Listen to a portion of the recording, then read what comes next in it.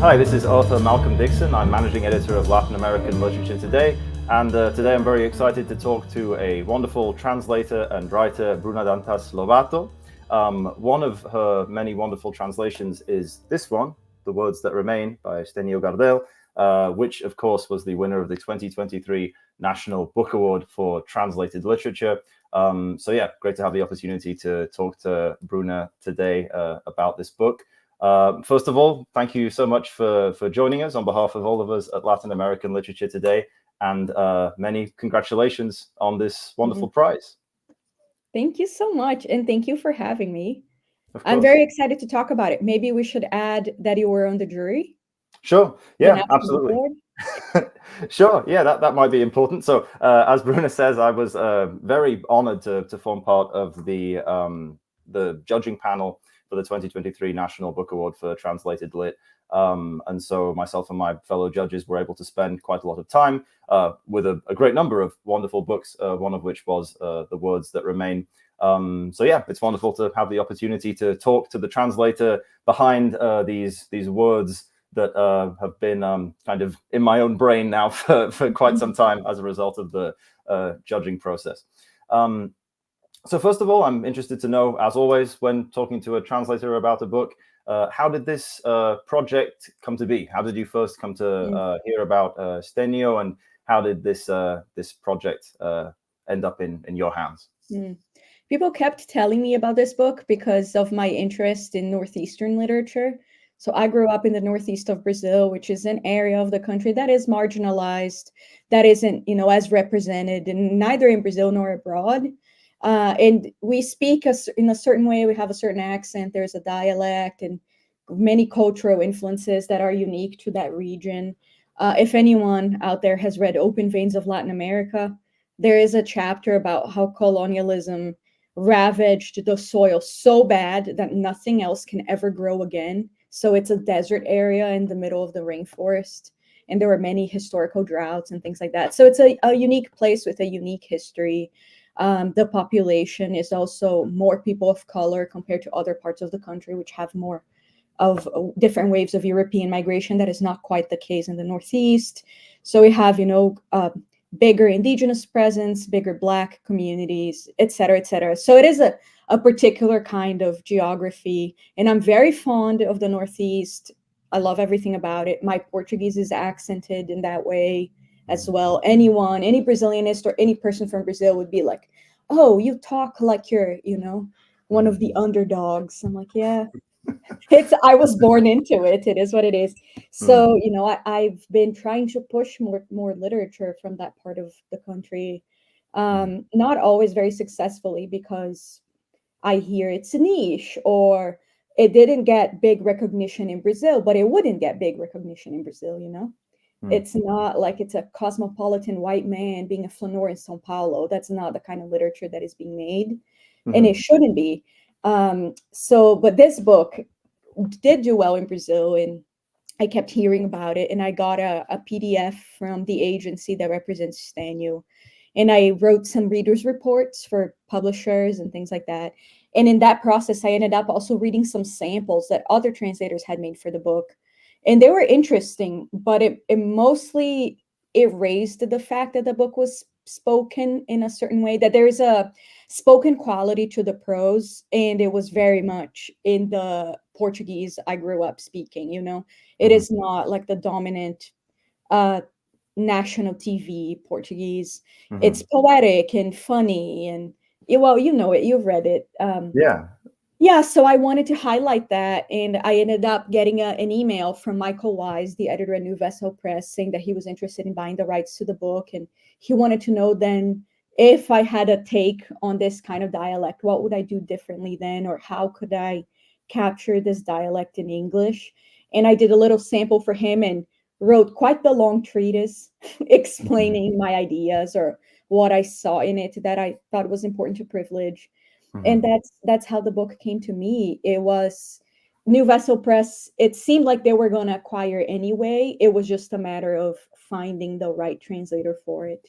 I see. Interesting. It's really fascinating, I think, that you came to this book from that specifically kind of regional or dialectical perspective, and that was what you wanted to emphasize in the translation. Because, as you say, I think that that perhaps the average English language reader, if such a thing even exists, this book is not what they think when they think Brazilian literature, or not what they think when they think Brazil. As you say, it's not urban. It doesn't have these kind of stereotypical markers of Brazilianness that maybe some English language readers would be used to. And I'm interested in that sense to know, what were some of the things that you chose to privilege specifically when you're thinking about the language here, and how did you kind of how did you see fit to emphasize elements of a very specific place while obviously changing the language of the whole thing? That's obviously a tricky thing to do. Yeah. Well, not a single word has remained, but all the words remain. Yeah.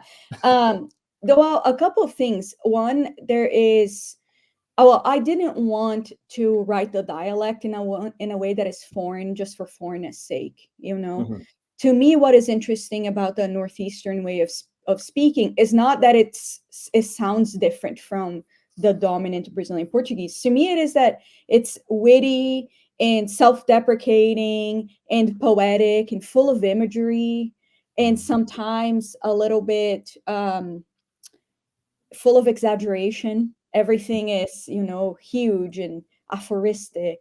So that's what I wanted to highlight. And there's an oral quality to it. Everything to me needed to both sound very literary, very written, because it is a very literary book, and very much about the written word, but it also needed to sound spoken. Like this could be somebody waxing poetic at home, or talking to a friend, or they're on the phone, you know, telling their life story. So that was my goal.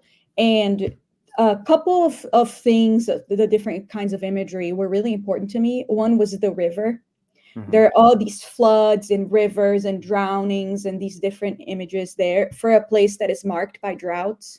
That is quite the counterpoint to how the region has been portrayed before. And I see the crossing of the river, and there is a cross that marks the river as well, a physical cross.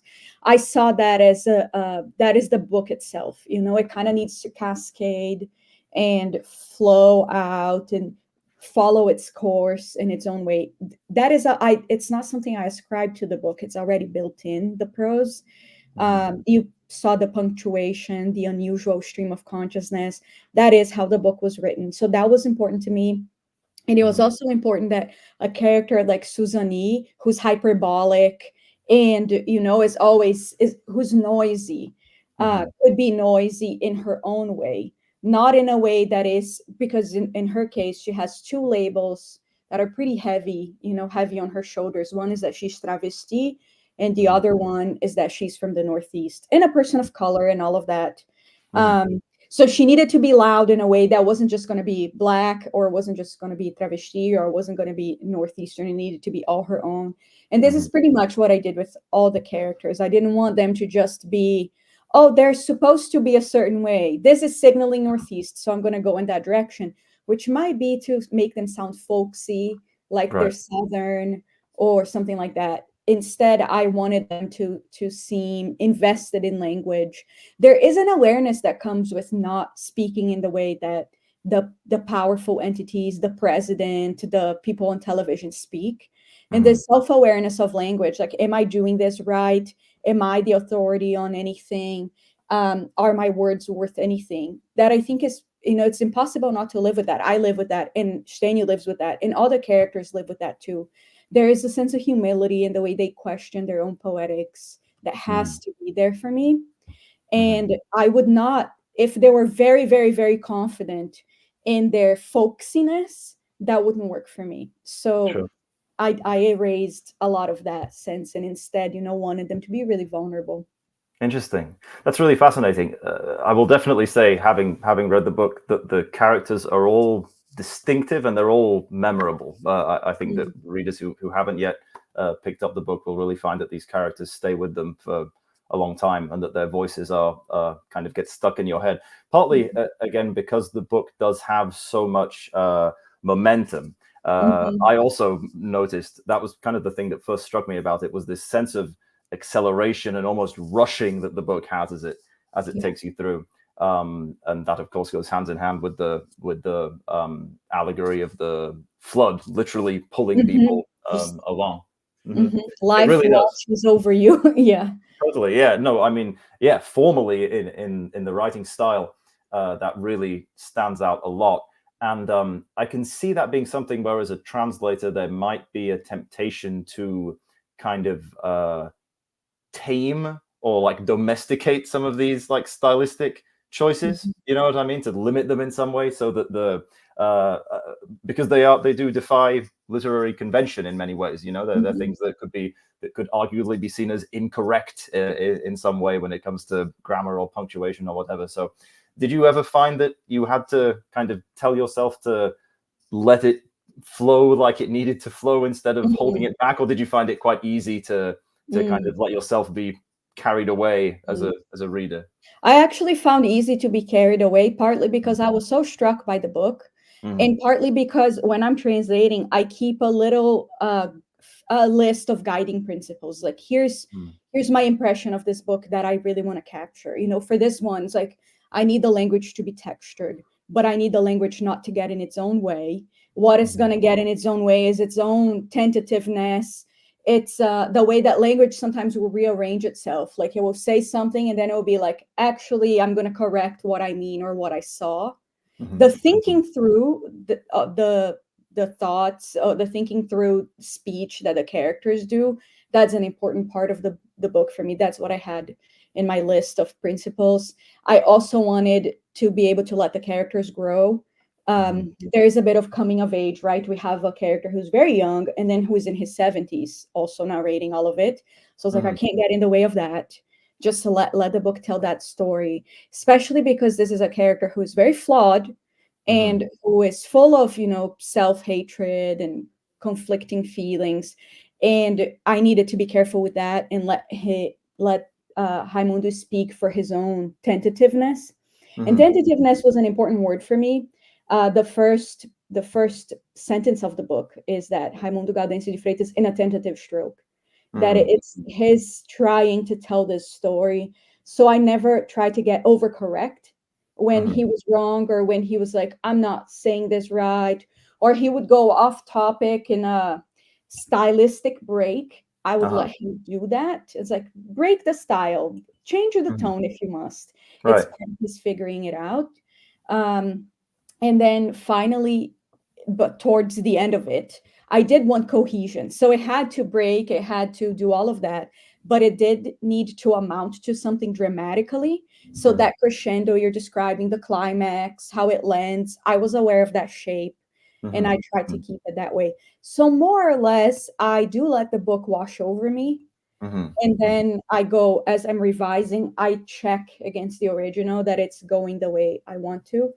I am not very nervous. I'm not a nervous translator around accuracy, maybe because I grew up speaking Portuguese. I know what the things mean. That is not a concern for me.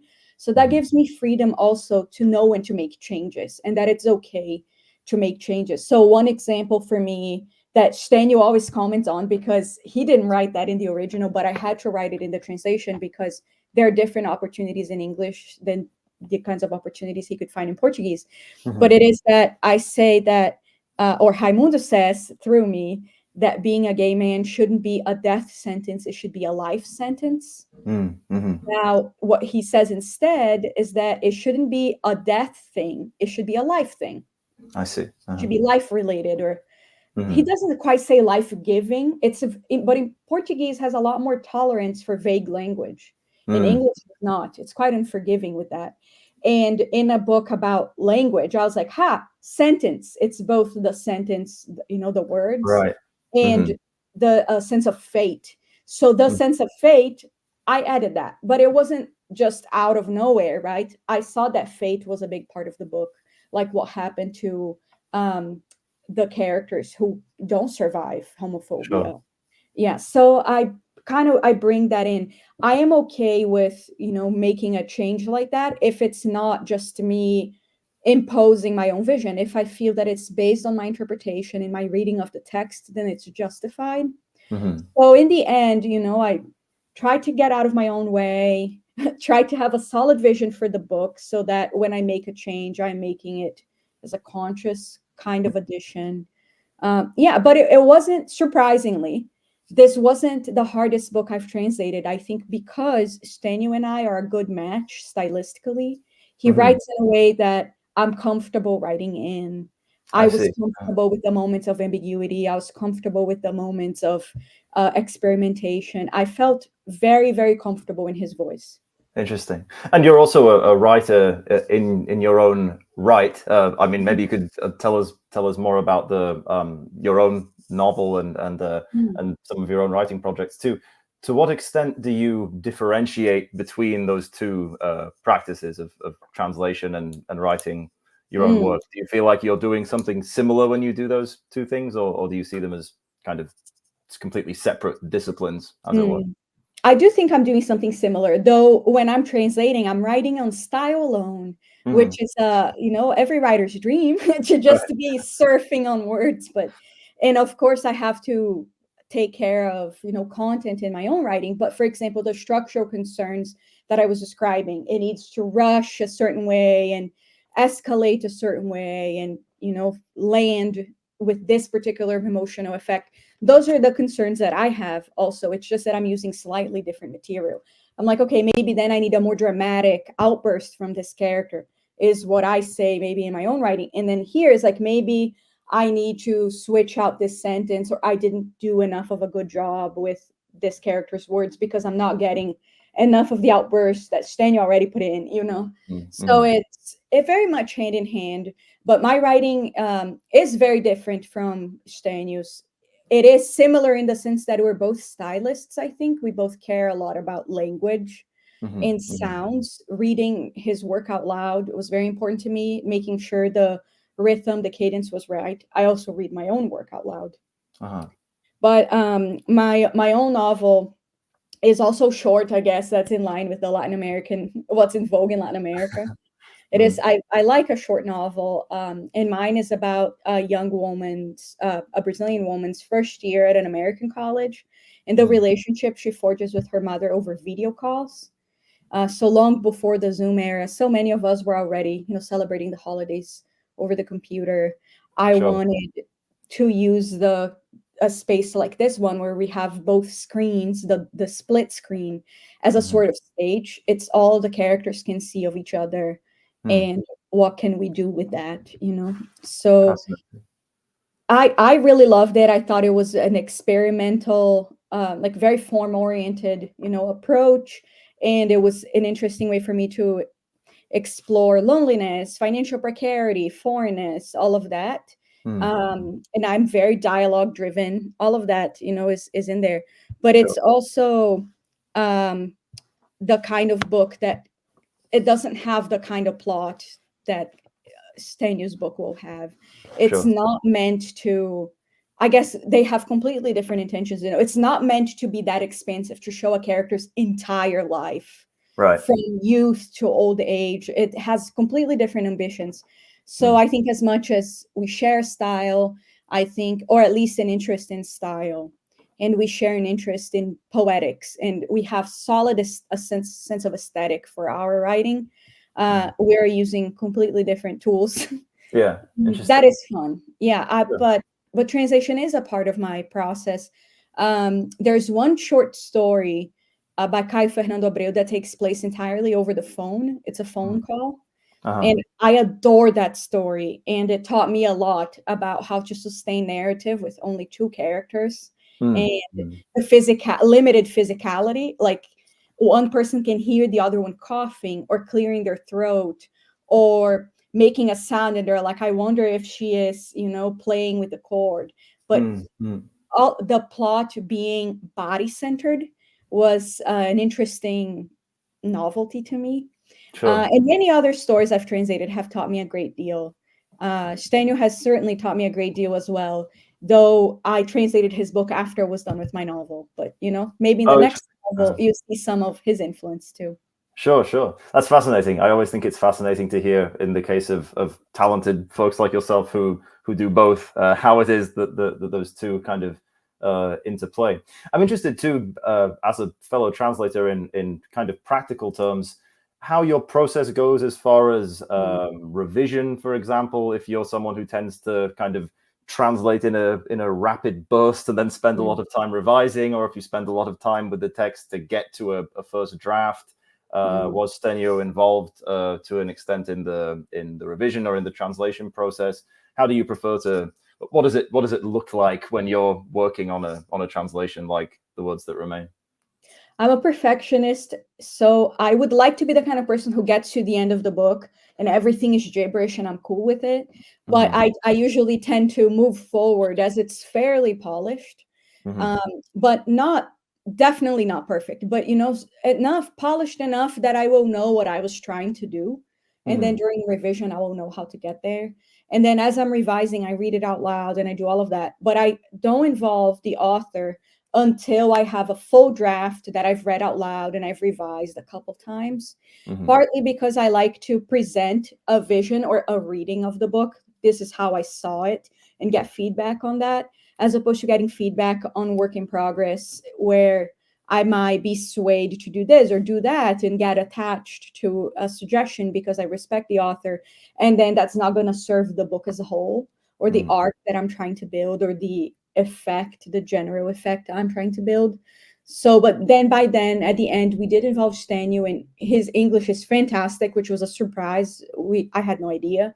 And he read it and had wonderful suggestions as well. And noted little things like that. Life sentence. I like that. Where did that come from?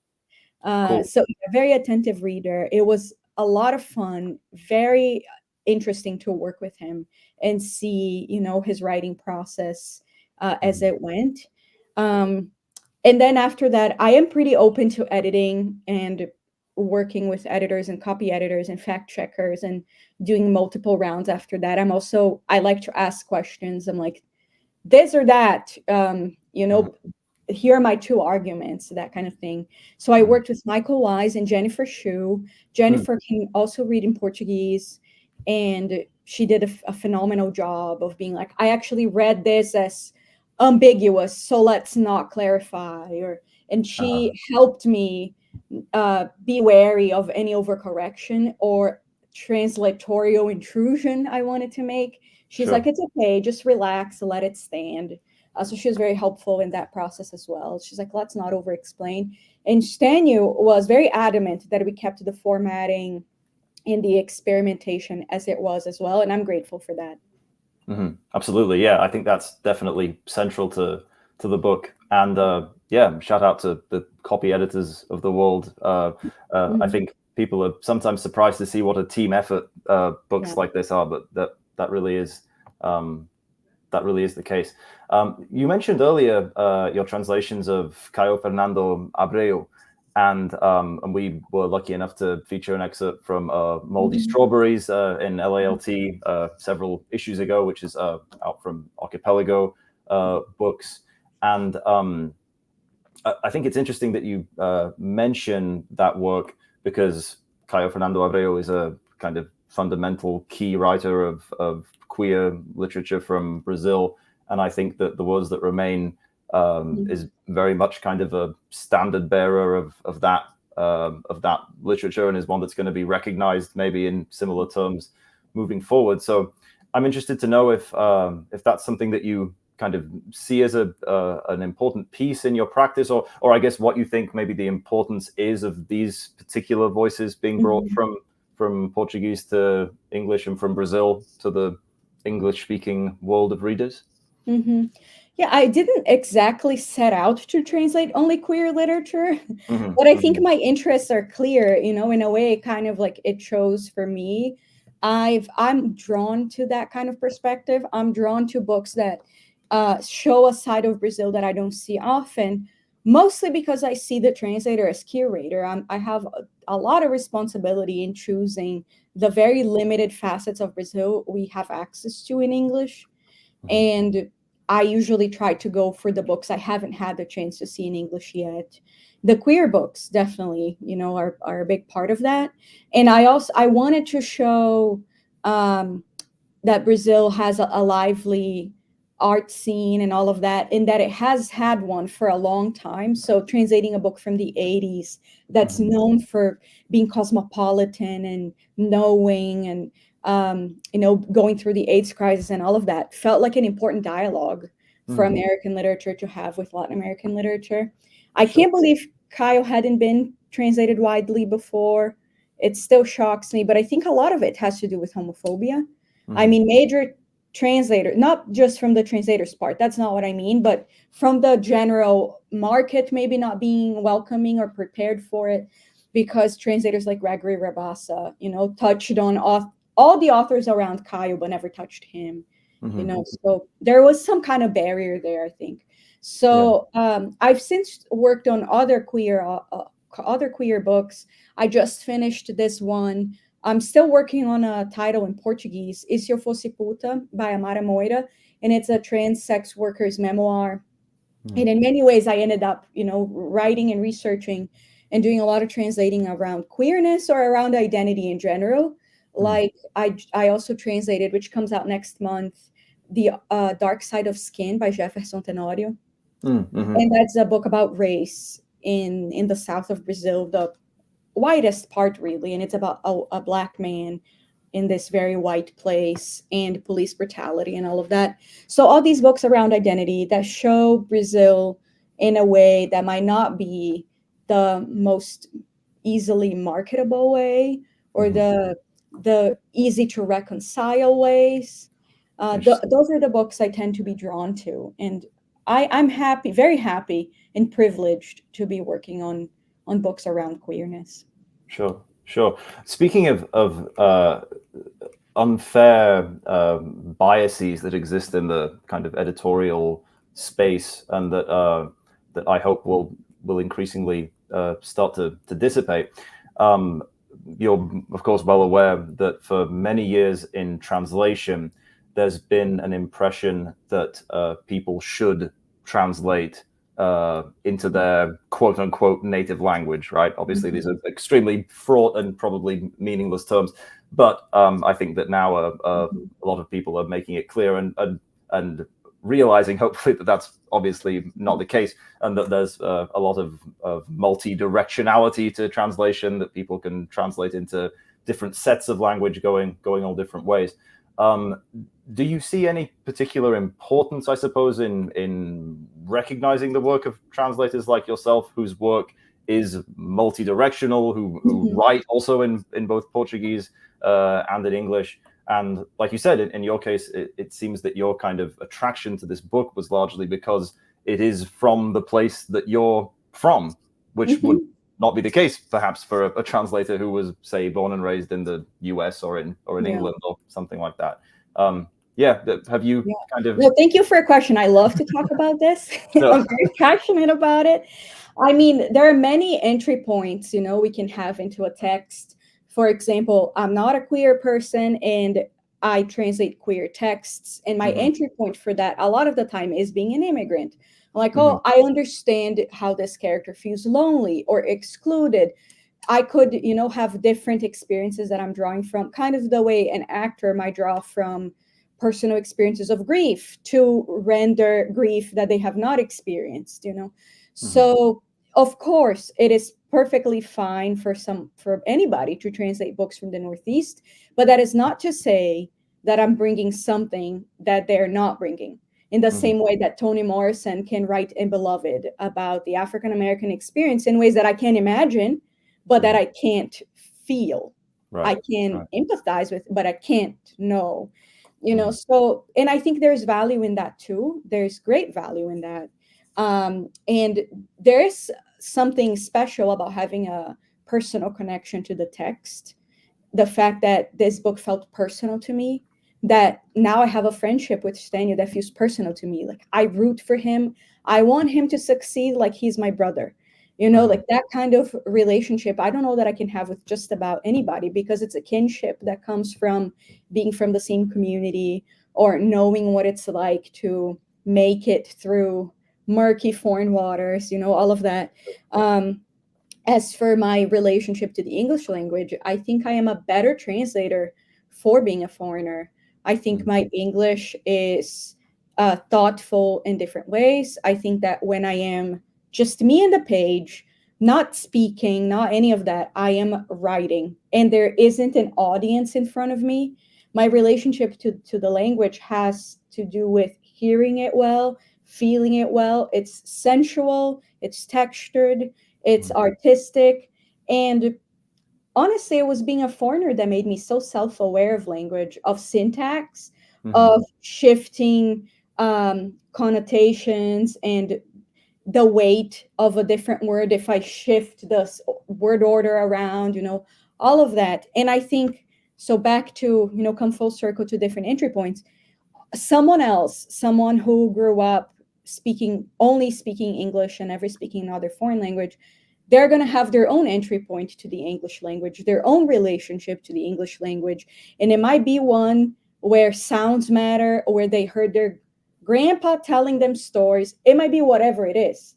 And then I have my own. I just don't quite understand why people think that version of it, that relationship to the English language, would be more valuable than a different one, than one where it came to me in a different way. So that's why I think it's important to give visibility to people like me, just so that somebody else can maybe question their expectations or their judgments.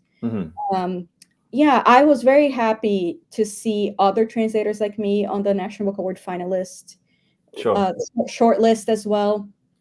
And I think so many heritage speakers are doing fantastic work, both as translators and as writers. So many writers who grew up speaking other languages. And I actually don't really write much in Portuguese.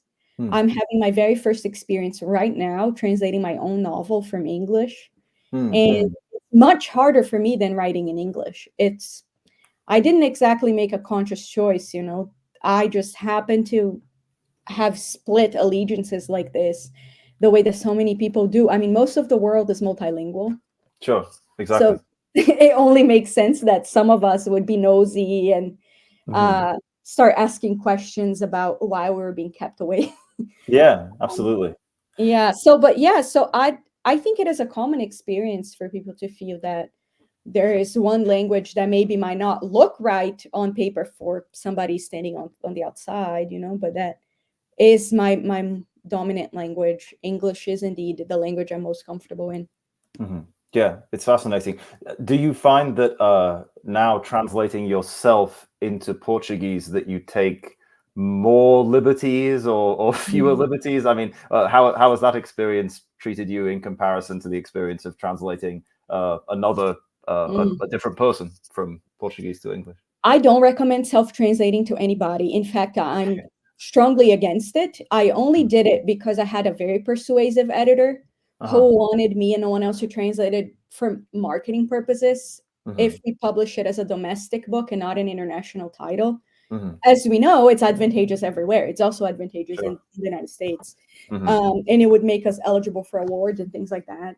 And I also have been wanting to return to Portuguese, to return home for a long time. And I never had the opportunity. And the more time passed, the harder it became for me to go back and to do this kind of thing. So I was like, you know what? It's an undeniable chance for me to try to be a foreigner in Brazil too, which is painful. Being a foreigner in the United States was also painful. None of it is, a given. But I think it's an important experience for me to have and for the book to have. I think, a more conservative self-translator than I am a translator, just because I'm not as comfortable in Portuguese as I am in English. Like, I can come up with metaphors galore and new phrasing that sounds idiomatic, but is, an expression I just made up, that kind of thing in English. But in Portuguese, I am tentative. I sound younger. I sound insecure. And at least in this iteration of my draft, I'm going to have to get it to some other stage. I don't have the command of the voice, the character's voice, the way I have in English at all. Not yet. And I still don't know how I'm going to get there. But what I'm learning is that my pen is flinching. It's not just going all the way. Yeah, but I think every translation I've ever done and every piece I've ever written, it is first and foremost a work in progress. And my own novel in English wasn't always this confident or this cohesive or this stylistically sure of itself. Sure. So it's okay. I think, it's part of the it's very much like writing the book from scratch again. Yeah. I have to go through the not knowing all of that to get to the part where I know it. And I still don't know it in Portuguese. I'm going to have to find out what it wants to be. This is true with all the books, but I think more so with myself because I don't have the opportunity to read the book for what it is. I have Right. my own feelings caught up in it, my own persona caught up in it. My family is going to read it. It's a whole experience, but a very fun one I had to have. My family hasn't been able to read anything I've ever written. They don't know what I'm up to in this book. They know I've won an award, and Yeah, that's the they've perk. seen the book, but they don't know what it says. It's one of those things. They've read Stênio's original, but they don't know what I've done Right. to Yeah. warrant anything. That's Like, fascinating. I mean, it is a beautiful book in Portuguese, so I imagine you had to make it beautiful in English, and that's got to be hard, is what my mom said. So yeah, Interesting. it's an exciting, vulnerable, strange experience. It's like when you see yourself in a photo, like on Zoom, I selected show mirrored image because it's how I know myself always in the mirror. If it is not mirrored and I see myself the way other people see me, I'm like, why is my face so wonky? Right. Yeah. It's not how I usually see myself. So let me fix that and, invert the image. Totally. It's a little bit like that. I'm seeing myself in ways that are new, and that is very strange. It's like I don't like the way I look. Yeah. But then Totally. it's Yeah. writing. I get that. Anytime I've translated even a short piece of writing by myself between English and Spanish, you read it and you're like, I wrote this. I I guess. know I I'm like guess I'm I a must have complete done idiot. that. Yeah, right. Yeah. Who's responsible for this? Yeah, Oh, then I you realize know. it's you. Yeah. It's I know. it's an It's really rough, identity and it's crisis. also particularly hard because I don't actually think I've ever translated an author like this, in that I'm extremely spare. My writing is very, very, very distilled, lots of negative space. So it's actually some of my writing teachers, like Sigrid Nunes, they told me it was a horrible idea because they said that I was putting so much pressure on the individual sentence. I couldn't get away with a single misstep, and that was my own doing. Like it was so Right. easy for me to fail because I set So myself up exposed. for a disaster. And it's true. So all the pressure on the line, on the individual sentence, every individual sentence needs to have a certain, cadence, a certain delivery, a certain intonation, has made it pretty difficult for me to have. I don't have a place where I can just, find my footing because I'm like on a bloated section a little bit that just keeps going on. There are no bloated sections. I cut them all. And instead, I have like these very distilled bits of dialogue and meaningful description. Why did I do that? Why did I think that was a good idea? Well, I So have there's absolute that faith. issue as well. Yeah, there's that issue that I'm like, oh, I can't be wordy. It needs to be the perfect. It's artifice, it's like the deceptively simple quality that Stênio's writing sometimes have, that I wanted to stylize the lightness. It's supposed to feel nimble, but it is, of course, so much work goes into a sentence that feels light like that. So it's destroying me in Portuguese, where I'm significantly less skilled and less experienced, and honestly rusty as a speaker. It's a fascinating process. I mean, I wish you the very best of luck. And again, I Thank have you. absolute faith that you will I will perish, knock but it it's out of the park. okay. Failure is a big part of it. I do have enough humility, I think, to fail and get good feedback from people. So my mom and my sister are reading next, and I know that they're going to give me scathing feedback every time that I sound like a Victorian child, which is their main insult for me. They will tell me, and I know that I'm going to fix it. I'm working with a phenomenal editor, Emilio Fraia, who's a writer in his own right. And he's been Sevastopol. His book was translated by Zoe Perry for New Directions. Yeah. And he's Cool. the only other Brazilian author besides me to have ever published fiction in the New Yorker. Wow, So nice. it's the two What a of us. legacy. I mean, he went first and I was second. But you know, all this to say that in many ways he gets my style. He knows the minimalist American tradition very well. Mhm. In many ways, he's in dialogue with it. So I think we're a good match. Cool, cool. That's very exciting. I think that we're all looking forward to seeing these upcoming projects. One more question before maybe just wrapping up with kind of a summary of what's next and the presses and titles and dates and all that kind of stuff. I'm interested to ask, since translators are famously in the background, as it were, and famously and unfairly kind of relegated to a background position. Um, what has it felt like to maybe be especially visible as a translator, Mhm. having won the National Book Award? Because I would imagine that that is kind of a boost to prestige, obviously, that a lot of people, it's in the news, it's kind of all over the place. So has that felt kind of different Mm. since then, having this really big and very well-deserved recognition? Thank you. You know, yes and no. I think one, it's early days. It's only been like 2 or 3 months. I Right. don't know, you know, what it's gonna be like, say, when I actually do a book event or when I'm up for, you know, trying to get a secure contract for a book I really love. I haven't tried my presence, you know, out in the wild yet to see what it feels like, if people reply to my emails now. I Mhm. haven't had the chance to Hopefully. feel it out, but I will say that it's been really strange to see the book everywhere, and Mm. Mhm. very, very, very gratifying. Amazing to walk into a bookstore and see the book prominently displayed on the shelf. That was not the case with this book or any other book before. This book wasn't really reviewed much. It Mm. didn't get any attention. My local bookstores didn't order any copies. And, you know, I kind of accepted that that was the way it was going to be, even though I cared so much. And it was the first time I managed to translate a book from home. And that was so meaningful to me. Then no one was going to read it. Yeah. And then now I see it everywhere. Like I went on the McNally Jackson website to see, like, oh, do they have a copy there? I'm stopping by the store with a friend and maybe like we could take a picture or something. And I saw they had 45 copies in stock. And I was Nice. like, 45? That's not what I'm used to.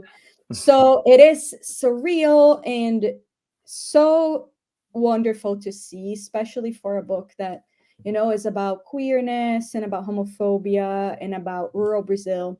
But Mhm. it's in many ways, nothing has changed because I'm still translating the books that I love for no money, just because I loved them once, you know? Right. And I'm still swamped with work and over caffeinated. I mean, what I'm trying to say is that when no one else is looking, Mhm. my life, this is life-changing news. Mhm. But because my job is my life, but it's, you know, my personal life has also not changed at all. My Right. parents still don't know what I do. My bunny is still unimpressed by my professional life. Uh-huh. My day to day, I still have to wash the dishes. You know, my day to day is very much the same. And I like that. I like that Sure. I can come out and see Oprah once and be scared for my life, and then also go back and it's just me in the notebook again, Sure. and I'm Yeah. on the, you know, again hustling and all of that. It is nice to know, right? The really important things never change at the end of the day in the Yeah. life of a translator.